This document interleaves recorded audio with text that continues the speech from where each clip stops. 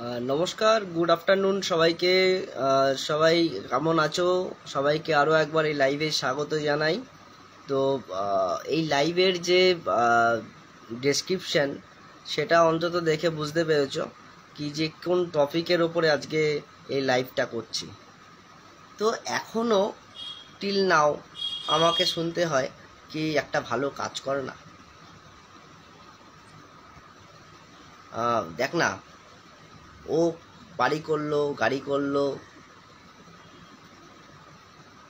একটা ভালো কাজ কর। এসব কি করছিস? খালি ঘরে বসে এসব করছিস, ঘুরে বেড়াচ্ছিস। একটা ভালো কাজ কর।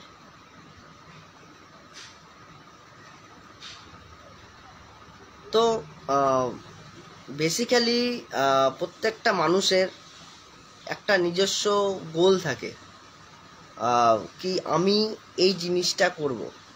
আর আমি বিগত আমার জীবনে প্রায় 65-রও বেশি কাজে ঢুকেছি, কাজ ছেড়েছি, কারণ আমি সেই কাজে আমি মানে কিক পাইনি বলতে পারো। আমি সেই কাজে সেই জিনিসটা পাইনি, তাই আমি কাজ ছেড়ে দিয়েছি। খুব বেশি হয়তো একটা রেস্টুরেন্ট অর্গানাইজেশনের সাথে ছিলাম, তারপরে সামহাও আমি কাজটাকে ছেড়ে দিয়েছি। তারপরে আমি বিভিন্ন ধরনের কাজ করেছি। তো ওভারঅল দেখতে গেলে এক্সপিরিয়েন্স প্রচুর, কিন্তু একটা কাজের উপরে এক্সপিরিয়েন্স নয়, অনেক কাজের অনেক ধরনের এক্সপিরিয়েন্স আছে।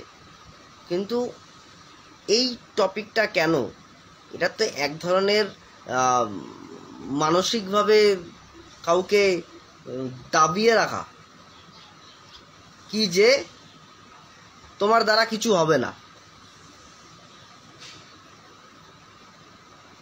তো আমার একটাই অ্যাডভাইস কি যে আমি যেটা করছি সেটা আমিই করছি, আর আমি যেটা করব সেটা আমিই করব। আজকে কেউ বাড়ি করলো বা গাড়ি করলো বা যাই হোক, হোয়াট এভার, যা কিছু করলো সে প্রোডাক্ট সে করে নিয়েছে, তার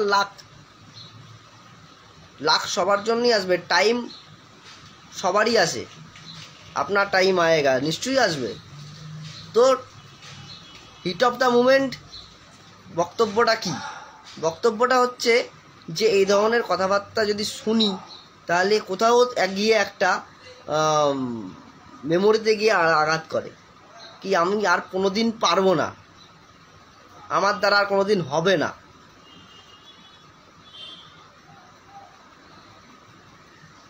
তবুও নিজে চেষ্টা করছি কোনো না কোনোভাবে নিজেকে মেন্টালি প্রিপারেশন রাখার, কি হ্যাঁ আমি পারবো। ঘুম থেকে উঠে আমি বলি আমি বেস্ট, আর রাত্রেবেলা ঘুমানোর আগে পর্যন্ত আমি চোখ বন্ধ করার আগেও বলি আমি বেস্ট, কারণ পরের দিন যাতে আমি প্রত্যেকটা কাজ বেস্টভাবে করতে পারি, মানে নিজের যতটা আছে পুরোটাভাবে আমি করতে পারি, 100% ফুল এফোর্ট দিয়ে। তারপরেও যদি শুনি কি যে তোর দ্বারা কিছু হবে না, তুই কিছু পারবি না, ও এইটা করলো সেইটা করলো, দেখ তো কেন এই কথাগুলো কেন আসবে? আমি তাহলে ট্রাই করছি না। প্রত্যেকটা মানুষ একটা আলাদা ওয়েতে চলে, তার গন্তব্য হয়তো একই, কিন্তু সে আলাদা আলাদা ওয়েতে চলে প্রত্যেকজন। কেউ শর্ট টার্মে খুব তাড়াতাড়ি বড় হয়ে যায়, কেউ বড় হতে মানে আস্তে আস্তে আস্তে আস্তে বড় হয়, কেউ অনেকটা টাইম ক্রস করে যাওয়ার পরে বড় হয়। আমি হয়তো কোনো একটা হব, তাতে আমার কোনো ম্যাটার নেই, কারণ আমি আমার যে কাজটা করে আমি নিজেকে ফ্রি মনে করতে পারবো, নিজেকে এনজয় পাবো যেই কাজের মধ্যে, আমি সেই কাজটাই করবো, আমি সেই কাজটাই ভালোবাসি। আমি তো আগে রেস্টুরেন্টে কাজ করতাম, অনেকে বলতো প্লেট ধোয়ার কাজ করিস, বাড়িতেই বলতো কাঠ পালিশের কাজ কর, কাঠ পালিশ।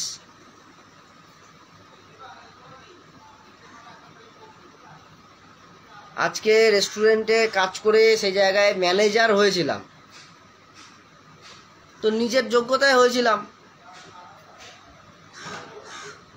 তাই না?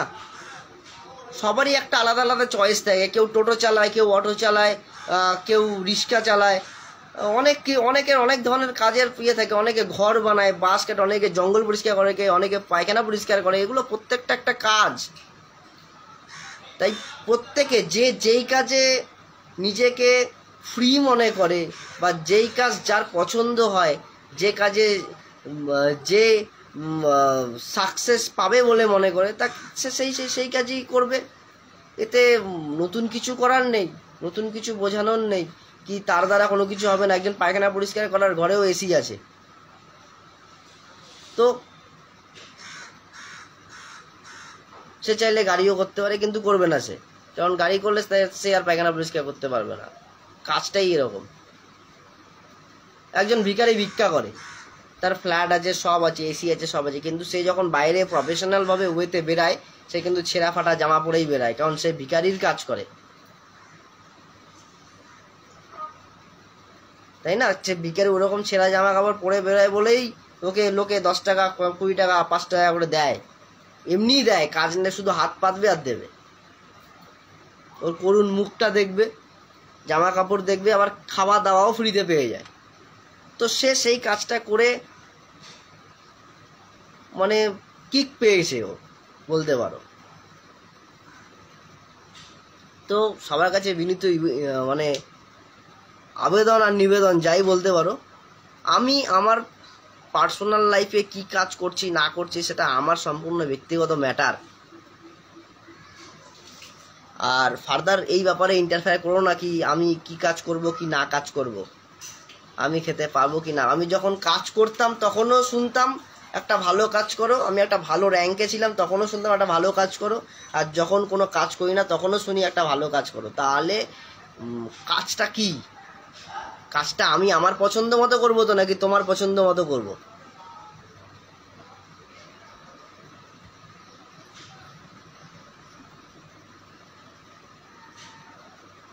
মাঝে মাঝে মাথা গরম হয়ে যায়, কমেডি শো দেখি, তখন নিজেকে হ্যাপি রাখার জন্য মেন্টালি, যাতে ঠিকঠাক জিনিসটাকে মানে সামাজিকভাবে তো আমাকেও মিশতে হবে সবার সাথে, যাই হোক, ঘর বাড়ি রাস্তাঘাট পরিবেশ, তো মাথা গরম করলে সব কিছু হয় না কোনো সময়। তো সবার সঙ্গে অ্যাডজাস্টমেন্ট করে চলাফেরা করার চেষ্টা করি। তো এইটাই সবার কাছে আবেদন কি, যে যার যেই কাজ পছন্দ তাকে সেই কাজই করতে দাও, হোক না 2 পয়সা কম ইনকাম। সে শান্তিতে রাতে আনন্দে ঘুরবে ফিরবে, আনন্দ করবে, খাবে দাবে, সে মস্তিতে থাকবে, সে আনন্দের লাইফ কাটাবে।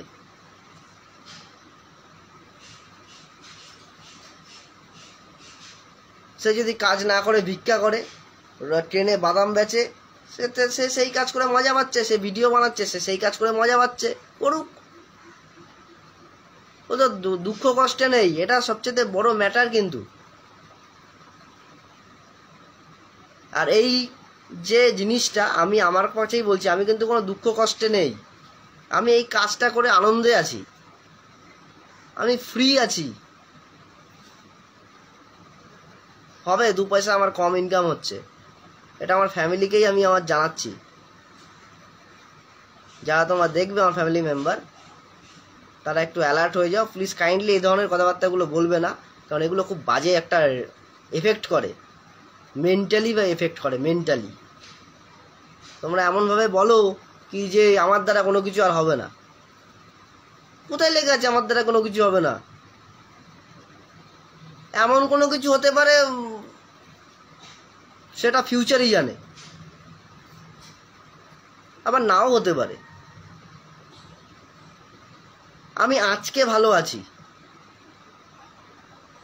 আর আমি কালকে যখন ঘুম থেকে উঠবো সেটাও আমি বলবো যে আমি আজকেও ভালো আছি, আর আমি ভালো থাকবো। এইটা হচ্ছে চিন্তা ভাবনা। অ্যাট এনি কস্ট আমাকে ভালো থাকতে হবে। কত প্রবলেম আসবে যাবে লাইফে, আমি তো নেগেটিভ হব না, কিন্তু কোনো না কোনো ক্ষেত্রে তোমাদেরকে একটু সাবধান করে দেওয়া উচিত ছিল, তাই আমি লাইভটা করলাম। যদি তোমাদের মাইন্ডে লাগে আন্তরিকভাবে দুঃখিত, কিন্তু এই ধরনের কথাবার্তাগুলো কাইন্ডলি বলো না। চলো টাটা, অনেক বড় বড় কথা বলে ফেললাম, কখনো বলিনি। শুনতে খারাপ লাগলো, এটাই সত্যি কথা। চলো টাটা, ভালো থেকো তোমরা, সুস্থ থেকো।